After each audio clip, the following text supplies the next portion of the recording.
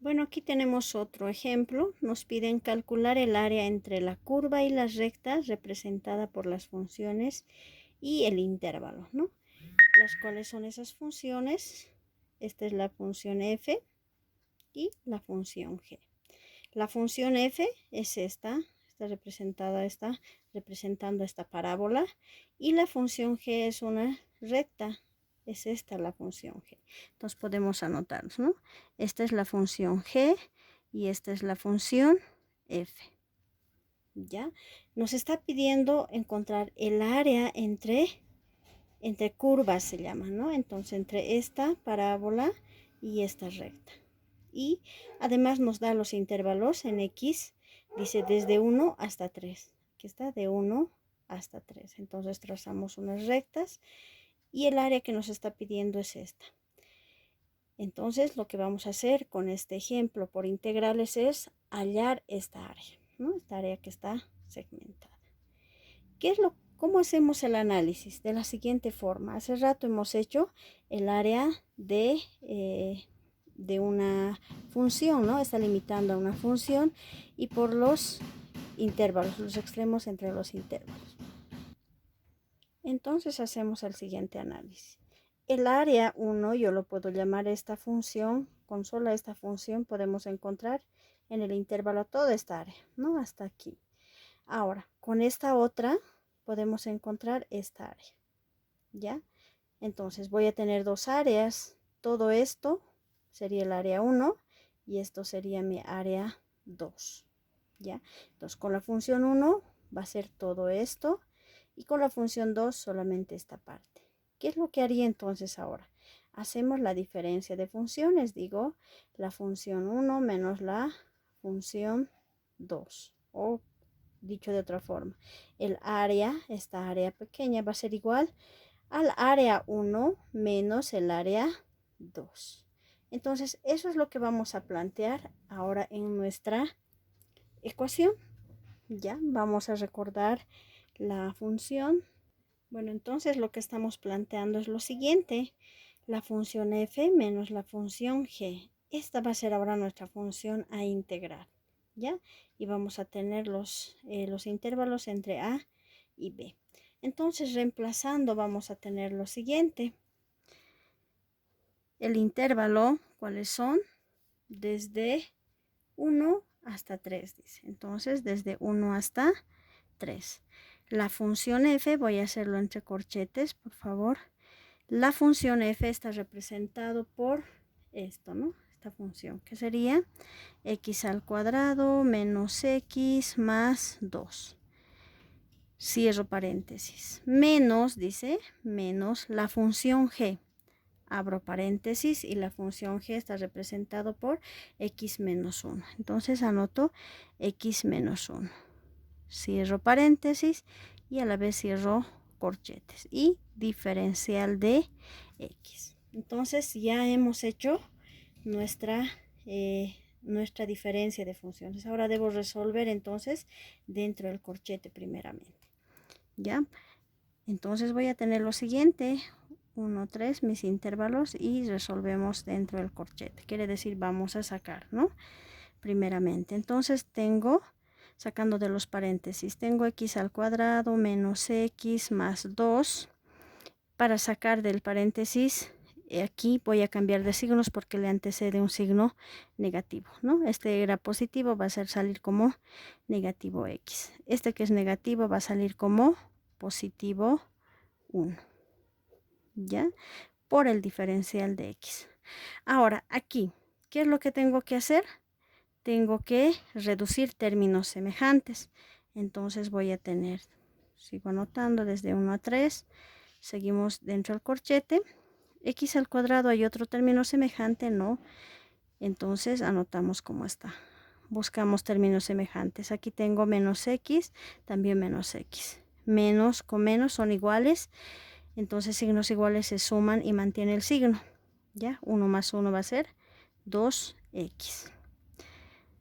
Aquí tengo una constante, aquí también una constante. Las dos positivas también se suman, se mantiene el signo positivo. 2 más 1, 3. Por la diferencial de X. Entonces ya hemos reducido, ahora podemos integrar. ¿Cómo integramos? Ya sabemos integrar término por término. Entonces vamos a integrar x al cuadrado. ¿Cómo va a ser? Como x elevado al cubo dividido entre 3, ¿no? Menos, ya, integramos x. ¿Cómo se va a integrar x? La constante lo anotamos como está, no pasa nada. A la variable le sumamos 1. Se supone que aquí hay un 1, más 1 sería 2. Todo dividido entre 2 también. Más, ahora, integramos la constante. ¿Cómo se va a integrar? Anotamos la constante y aparece la variable x, ¿no? De la diferencial. Entonces, ya hemos integrado. Y anotamos los intervalos como extremos, ¿no? 1 y 3. Ahora vamos a reemplazar los extremos, ¿no? Los intervalos, el menor y el mayor. Siempre primero el mayor. Ahora entonces voy a ir a hacer entre corchetes la diferencia. Y voy a tener lo siguiente. ¿Ya?